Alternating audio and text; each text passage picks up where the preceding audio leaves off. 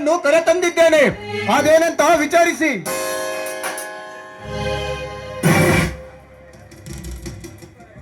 ನಮಸ್ಕಾರ ಗೌಡ್ರೆ. ಬೆಂಕಿ ಹಚ್ಚುವ ನಿನ್ನ ನಮಸ್ಕಾರಕ್ಕೆ. ನನ್ನ ಮನೆಯ ಅನ್ನ ತಿಂದು ನನ್ನನ್ನು ಮೋಸ ಮಾಡಲು ಹೊಂಚು ಹಾಕುತ್ತಿರುವೆ ಆ ಬಡವ.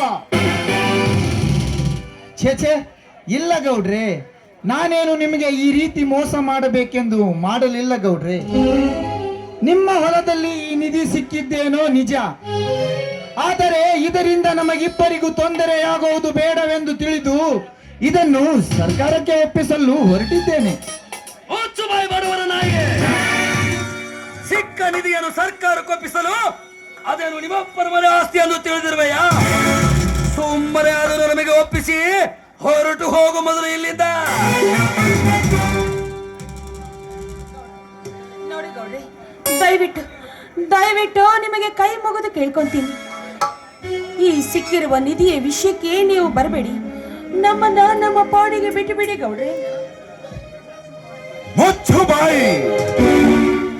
ನನಗೆ ಒಳ್ಳೆಯದಾಗುವುದಿಲ್ಲವೆಂದು ಹೇಳುವುದಕ್ಕೆ ನೀನೇನು ಶಿವನ ಹೆಂಡತಿ ಪಾರ್ವತಿನ ಅಥವಾ ಶ್ರೀರಾಮಚಂದ್ರನ ಹೆಂಡತಿ ಸೀತಾಮಾತನ? ನನ್ನ ಇಷ್ಟ ಬಂದ ಹಾಗೆ ನಡೆದುಕೊಳ್ಳುವ ಹಠೆಯಾಗಿ ಈ ಬೈರೇಗೌಡ. ಅಲ್ಲೋ ಬೆಟ್ಟಪ್ಪ, ನೀನ್ ತಲೆಗೆ ಸ್ವಲ್ಪ ಬುದ್ಧಿಗಿದ್ದಿ ಐತೇನು? ಅಲ್ಲಪ್ಪ, ಉಂಡ ಮನೆಗೆ ಕನ್ನ ಹಾಕು. ಈಗಿನ ಕಾಲದಾಗ ತಾನಾಗಿ ಒಲ್ದ ಬಂದ ಭಾಗ್ಯಲಕ್ಷ್ಮಿನ ಎಡಗಾಲಿನಿಂದ ಒದಿತೀನಿ ಅಂತೆಲ್ಲ ನಿನಗೆ ಎಷ್ಟರ ಮಟ್ಟಿಗೆ ಸೊಕ್ಕ ಬಂದಿರ್ಬೇಕು ಅಂತೀನಿ. ಕಾರ್ಕುನರೇ, ಮನುಷ್ಯನಿಗೆ ಆಸೆ ಇರಬೇಕು ನಿಜ, ಆದರೆ ಇಷ್ಟೊಂದು ದುರಾಸೆ ಇರಬಾರದು. ಹಣದ ಸಂಪಾದನೆಯಲ್ಲಿ ಯಶಸ್ಸನ್ನು ಸಾಧಿಸಿದ ಮಾತ್ರಕ್ಕೆ ಜೀವನದಲ್ಲಿ ನಿಜವಾದ ಯಶಸ್ಸು ಸಾಧಿಸಿದಂತಲ್ಲ. ಮೊದಲು ಅದನ್ನು ನೀವು ತಿಳಿದುಕೊಳ್ಳಿ. ಬಾಯಿ ಬಡ ಭಿಕಾರಿ, ನಿಧಿಯ ಆಸೆಯನ್ನು ಬಿಟ್ಟು ಇಲ್ಲಿಂದ ಹೊರಟು ಹೋದರೆ ಸರಿ, ಇಲ್ಲದಿದ್ದರೆ ಅದೇ ನಿಧಿಗೋಸ್ಕರ ನಿನ್ನ ಹೆಣ ಕಟ್ಟಬೇಕಾಗುತ್ತದೆ. ಎಚ್ಚರ. ಗೌಡ್ರೆ, ಈ ಬಡಪಾಯಿ ಜೀವ ನಿಮ್ಮ ಕೈಯಲ್ಲೇ ಹೋಗಬೇಕೆಂದು ಆ ಬ್ರಹ್ಮ ಮೊದಲೇ ಬರೆದಿದ್ದಾರೆ. ಇದನ್ನು ತಪ್ಪಿಸಲು ಯಾರಿಂದ ಸಾಧ್ಯ? ನಾನು ಈ ಪ್ರಾಣ ಕೊಡುತ್ತೇನೆ ವಿನಃ ಈ ನಿಧಿಯನ್ನು ಮಾತ್ರ ನಿಮಗೆ ಒಪ್ಪಿಸಲಾರೆ. ತಿರುಕನ ಮಗನೇ, ಸುಮ್ಮನೆ ಇದ್ದಂತಲ್ಲ ನಿನ್ನ ಮಾತೆ ಮಿತಿ ಮೀರುತ್ತಿದೆಯಲ್ಲ. ನಿನ್ನ ಸಾವು ಬರೆಯದಿದ್ದರೇನಾಯ್ತು? ನಿನ್ನ ಪಾಲಿಗೆ ಬ್ರಹ್ಮನಾಗಿ ಬದಲಾಯಿಸಬಲ್ಲೆ ಓ ನಿನ್ನ ವಿಧಿ ಲಿಖಿತವನ್ನು. ಆಗ ಗೊತ್ತಾಗುತ್ತದೆ ಈ ಅಗ್ರಜನ ಅಗ್ನಿ ಪಾತಿಗೆ ಎಂದರೆ.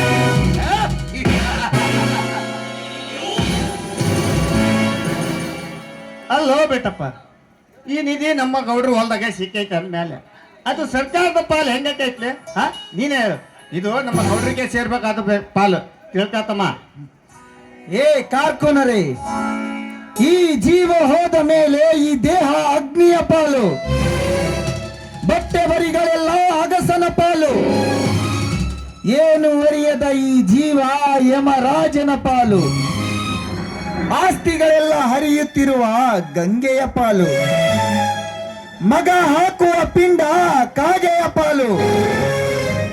ಆದರೆ ನಾವು ಮಾಡುವ ದಾನ ಧರ್ಮ ಮಾತ್ರ ನಮ್ಮ ಪಾಲು. ಹೀಗಿರುವಾಗ ಇದು ನಮ್ಮದು ಎಂದು ಏಕೆ ಪಾಲು ಮಾಡಿಕೊಳ್ಳುತ್ತಿರುವಿರಿ? ಮುಂದೊಂದು ದಿನ ನಾವೆಲ್ಲರೂ ಶಿವನ ಪಾಲು ಎನ್ನುವುದನ್ನು ನಾವು ಯಾವತ್ತಿಗೂ ಮರೆಯಬಾರದು. ಲೇ ಬೆಟ್ಟಪ್ಪ, ಸುಮ್ಮನೆ ನಮ್ಮ ಗೌಡರ ಮಾತಿಗೆ ಒಪ್ಪಿಕೊಂಡು ಈಗ ಸಿಕ್ಕ ನಿಧಿಯನ್ನು ಒಪ್ಪಿಸಿ ನಮ್ಮ ಗೌಡರ ಕಾಲಿಗೆ ಬಿದ್ದು ಕ್ಷಮೆ ಕೇಳಿ ಮನೆ ಸೇರಿಕೋ.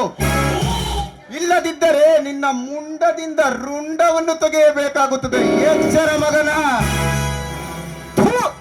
ಎಂಜಲ ನೆಕ್ಕುವ ನಾಯಿಯೇ, ಈ ನನ್ನ ರುಂಡವನ್ನು ತೆಗೆಯುವುದಷ್ಟೇ ಅಲ್ಲ, ಈ ನನ್ನ ದೇಹವನ್ನು ತುಂಡು ತುಂಡಾಗಿ ಕತ್ತರಿಸಿ ಹಾಕಿದರು.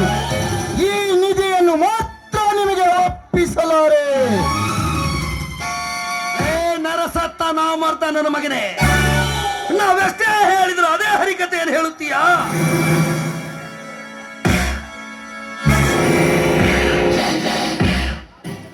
ಸುಮ್ಮನೆ ಇದರು ನಮಗೆ ಕೊಟ್ಟು ಹೊರಟು ಹೋಗು ಇಲ್ಲಿಂದ.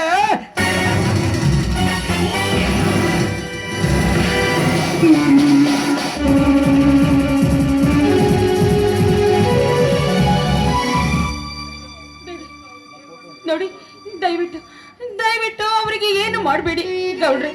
ಗೌಡ್ರೆ, ನೀವಾದ್ರೂ ಹೇಳಿ ಗೌಡ್ರೆ, ಅವರಿಗೆ ಏನು ಮಾಡಬೇಡ ಅಂತ ನೀವಾದ್ರೂ ಹೇಳಿ ಗೌಡ್ರೆ.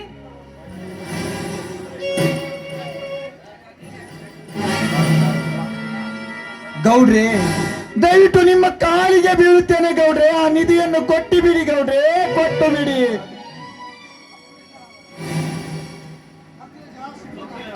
ಹಾ ಅಗ್ರಜ, ಕೇಳಿ ಪಡೆಯುವುದಕ್ಕಿಂತ ಕಿತ್ತುಕೊಳ್ಳುವುದೇ ಲೇಸು. ಕಿತ್ತುಕೋ ನಮ್ಮ ಲಕ್ಷ್ಮಿ ಭಂಡಾರವನ್ನು.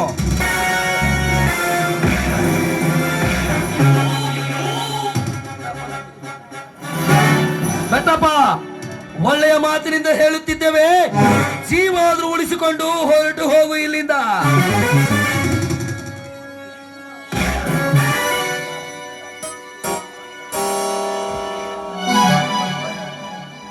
ಸರೋಜಾ, ನಮಗೆ ಸಿಕ್ಕಿರುವ ಆ ನಿಧಿಯನ್ನು ಇವರ ಪಾಲಿಗೆ ಬಿಟ್ಟು ಕೊಡುವುದು ಬೇಡ.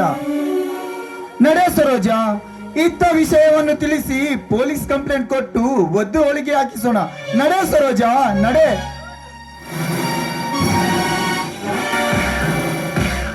ಲೇ ರಂಗ, ಮೊದಲು ಹೇಳುವ ನಾಯಿಯನ್ನು.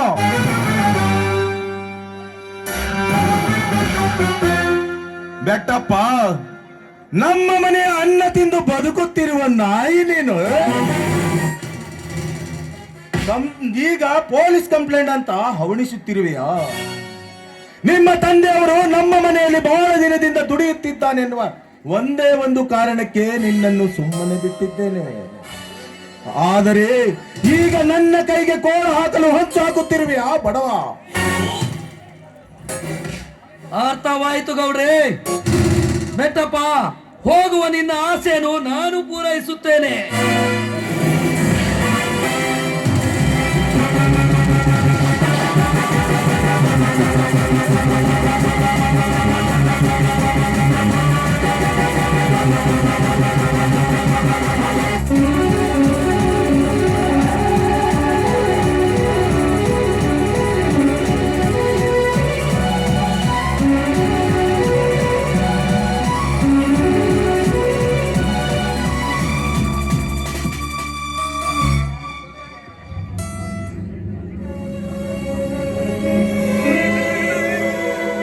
ಲೇ ಮನುಷ್ಯತ್ವನೇ ಇಲ್ಲದ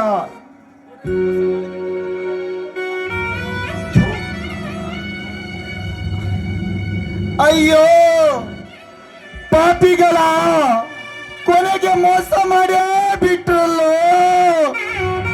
ಸರೋಜಾ.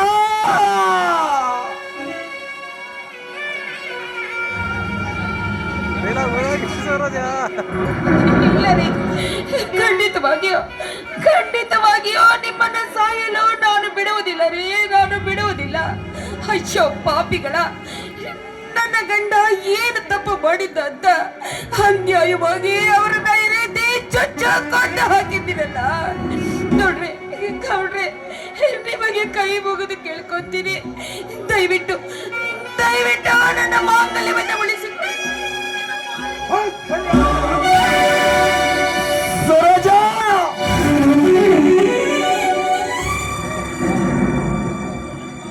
ಲೇ ಮನುಷ್ಯತ್ವನೇ ಇಲ್ಲದ ನರ ರಾಕ್ಷಸರೇ, ತುಂಬು ಗರ್ಭಿಣಿರುವ ಒಂದು ಹೆಣ್ಣಿನ ಮೇಲೆ ಕೈ ಮಾಡುತ್ತಿರುವ ನೀವು ಒಬ್ಬ ಗಂಡಸರ ಥು, ತಾಯಿ ಗಂಡ ಸುಳೆ ಮಕ್ಕಳ.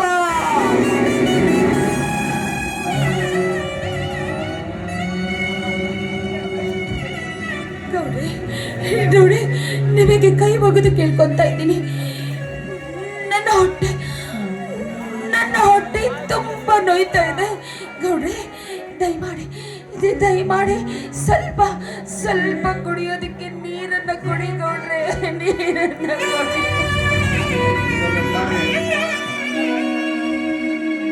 ಗೌಡೆ, ಪಾಪ ಬಸುರು ಹೆಂಗ್ಸು, ನೀವು ಕಾಲಿಂದ ಜೋರಾಗಿ ಒದ್ದಿದ್ದರಿಂದ ಹೊಟ್ಟೆಗೆ ನೋವಾಗಿರ್ಬೇಕು. ಸ್ವಲ್ಪ ಕುಡಿಯಕ್ಕೆ ನೀರಾದ್ರೂ ಕೊಡ್ತೀನಿ ತಗೊಳ್ಳಿ ಗೌಡ್ರೆ.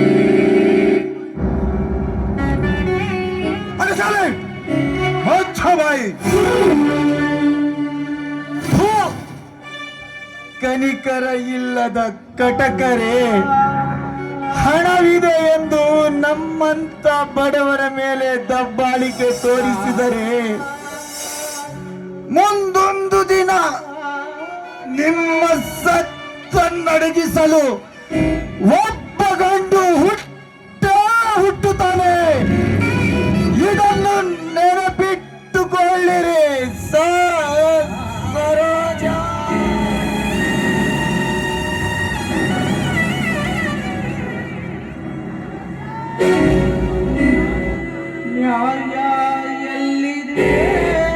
ಸರೋಜ, ಸತ್ತು ಹೋದ ಗಂಡನನ್ನು ಎಬ್ಬಿಸಿದರೆ ಎದ್ದು ಬರುತ್ತಾನೆಂದು ತಿಳಿದುಕೊಂಡಿರುವೆಯಾ? ಮಿಂಚಿ ಹೋದಿದ್ದನ್ನು ಯಾಕೆ ಚಿಂತಿಸುತ್ತಿರುವೆ? ನೀನು ಮನಸ್ಸು ಮಾಡಿ ಹೂ ಎಂದರೆ ಸಾಕು, ನಿನ್ನ ಬಾಳಿನಲ್ಲಿ ಸುಖ ಕೊಡುವ ಸರದಾರ ನಾನಾಗುತ್ತೇನೆ. ಏನಂತೀಯ?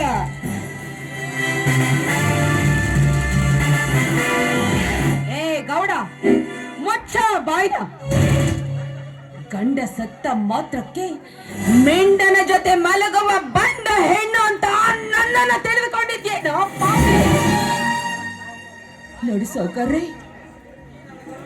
ಈ ನನ್ನ ಗರ್ಭದಲ್ಲಿ ಮಲಗಿರುವ ಈ ನನ್ನ ಮಗುವನ್ನು ಒದ್ದು ರೊಚ್ಚಿಗೆ ಬೆಸೆದೀಯ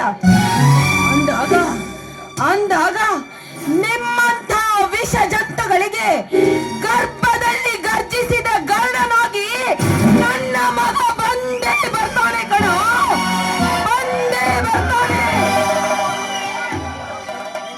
ಗರುಡ ಗರ್ಭದಲ್ಲಿ ಗರ್ಜಿಸಿದ ಗರುಡ.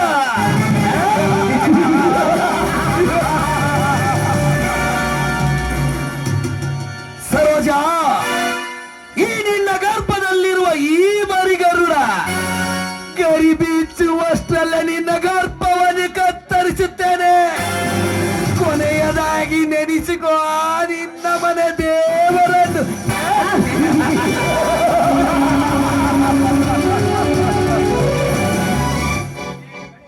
ಏ ಸ್ವಲ್ಪ ತರ್ಕರ್ಲ ತಮ್ಮ, ಹಂಗ ಮಾಡಿ ಮತ್ತೇನ ಗೌಡ್ರೆ. ಪಾಪ ಗಂಡ ಸತ್ತ ಸಂಕಟಕ್ಕೆ ಏನೇನೋ ಮಾತಾಡಕತ್ತಾಳ. ಅದನ್ನೆಲ್ಲ ಯಾಕೆ ತಲೆಗೆ ಹಾಕೋತೀರಿ? ಬಿಟ್ಟು ಬಿಡ್ರಿ, ಪಾಪ ನಿಮ್ಮ ಹೆಸರು ಹೇಳ್ಕೊಂಡು 4 ದಿವಸ ಬದ್ಕೊಡ್ರಿ ಗೌಡ್ರಿ.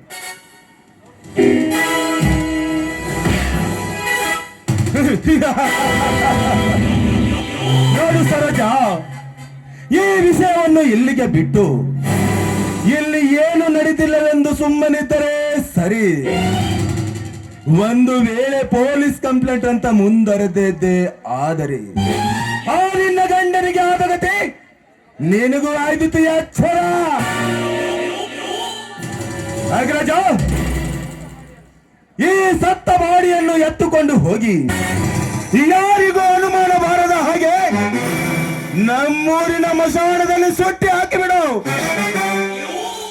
ಆಯ್ತು ಗೌಡ್ರೆ. ರಂಗ, ರಂಗ, ಎತ್ತಿಕೋ ಈ ಬಾಡಿಯನ್ನು. ಆಯ್ತು ಬಾಸ್.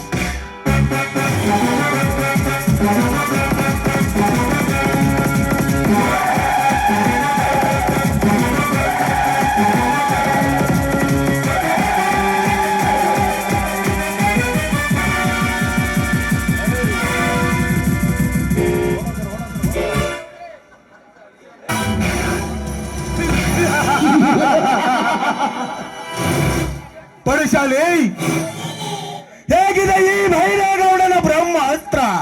ಸೂಪರ್ ಆಗಿದೆ. ಇನ್ನು ಮುಂದೆ ಕೋಲಾರದ ಚಿನ್ನದ ಗಡಿ ಈ ಭೈರೇಗೌಡನ ಮನೆಯಲ್ಲಿದೆ ಎಂದು ತಿಳಿದುಕೋ. ಇನ್ನು ಮುಂದೆ ಈ ಊರಿನಲ್ಲಿ ನೀ ಎತ್ತಿ ನಿಂತಿದ್ದರೆ ಬುನಾದಿ. ಒಂದು ವೇಳೆ ನೀ ಎತ್ತನ್ನು ತಪ್ಪಿದರೆ ಅವರ ಸಮಾಧಿ.